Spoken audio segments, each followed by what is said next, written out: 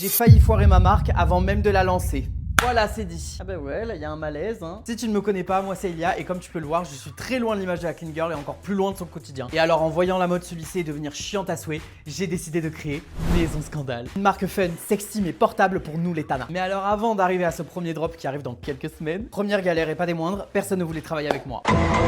Trouver une usine, mais quel enfer sur terre. J'ai passé des nuits entières sur mes 3 écrans. Oui, 3 écrans, oui. À passer de village en village dans toute l'Europe. Alors j'ai été des Lulu, hein, j'ai même tenté la France. Faut voir comment on m'a parlé. Non, monsieur, que nous, on a des matières standards. J'avais même pas le temps de poser des questions ou d'expliquer mon projet qu'on me disait no fucking way. Ah, je l'ai mal vécu, je l'ai mal vécu.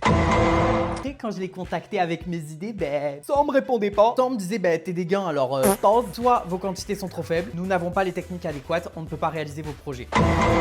Avec ça, j'ai voulu jouer la carte de la sécurité, c'était pire. En soi, l'idée n'était pas mauvaise et c'est même ce que je recommanderais à quelqu'un qui a envie de se lancer. C'est créer du merch, donc des pièces moins complexes mais qui permettent d'avoir une identité de marque. Et ce qui devait être plus simple, c'est transformé en un enfer. Ça a beau être des bouses, ça coûte une couille. En parallèle, j'ai commencé à avoir d'autres idées et je me suis dit attends, si le textile c'est aussi compliqué, pourquoi je ferais pas des accessoires? Même quand j'essayais de faire des trucs simples, c'était compliqué et absolument tout faisait cheap. Alors tu sais quoi, je me suis dit nique la sécurité, nique la simplicité, tant pis pour le merch. Quitte à ce que ça soit compliqué, autant designer mes propres vêtements de A à Z. Et vous savez quoi, au final ma pire galère là-dedans, c'était moi-même.